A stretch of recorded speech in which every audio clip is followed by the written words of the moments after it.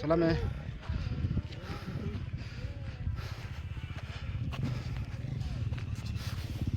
Ny fanentanana zany no mahasoa antsika amin'ilay izy satria zavatra ampita any amin'ny tantsaha miainga avy any amin'ny teknisianina ilay izy, dikan'izay tonga ny teknisianina mampianatra ny tantsaha amina resaka hoe zanak'olatra mba hamoaka vokatra olatra. Io olatra io zany afaka amidy eto amin'ny firenena, afaka koa ilay izy ahondrana any ivelany, fa io moa arakaraky ny enti-manana izay manao an'ilay izy.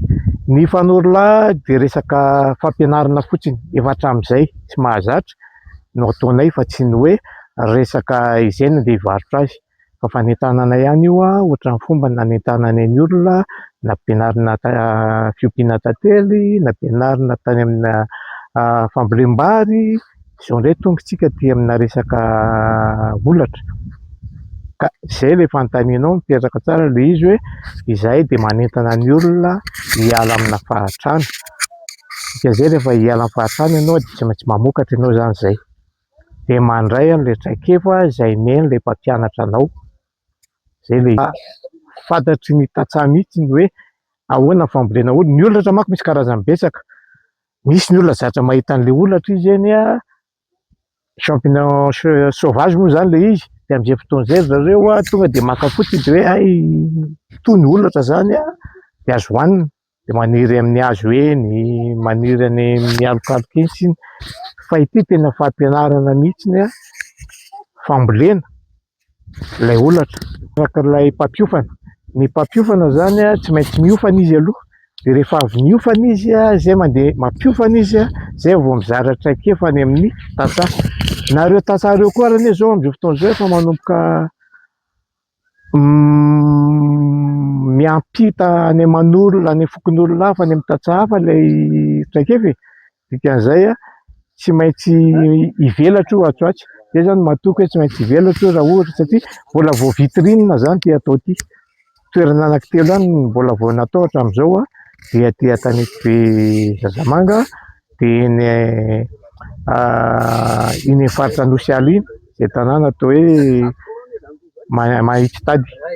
Izay zany no atao aloha, fa hita ilay olona fa vonona. Ny resaka toe-tsaina, raha ohatra isika ka hanao zavatra ka hiandry fanjakana foana dia tsy handroso, fa rehefa vonona isika no hoe hifandray tanana, hitady vahaolana dia afaka mandroso foana.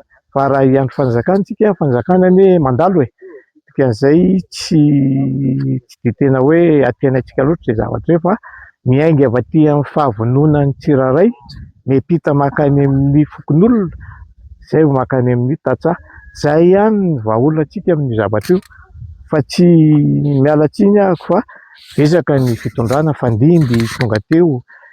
Tsy dia tena hitantsika mihitsy ny tena misongadina ilay resaka hoe fanampiana ny tantsaha na ny fanampiana ny olona tia hifotony, fa resabe daholo moa ny andrenivohitra rirany hoe hifotony fa mila tena midina tia hifotony mihitsy isika.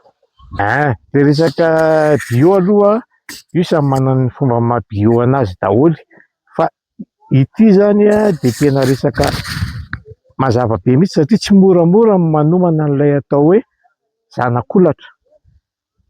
Mila zavatra madio, mila alikaola, mila gant, mila iny efa nazavain'ilay mpampianatra antsika iny moa ilay izy.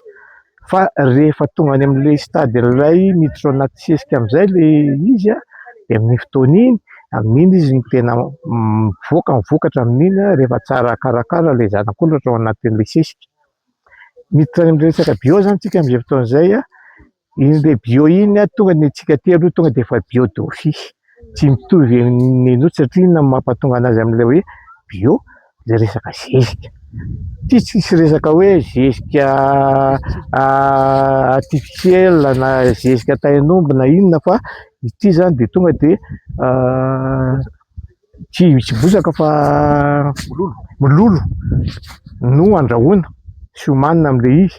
Dikan'izay tsisy mihitsy n'ilay resaka hoe mety hampiditra ampiditra mikrobana ohatran'izany ao anatiny.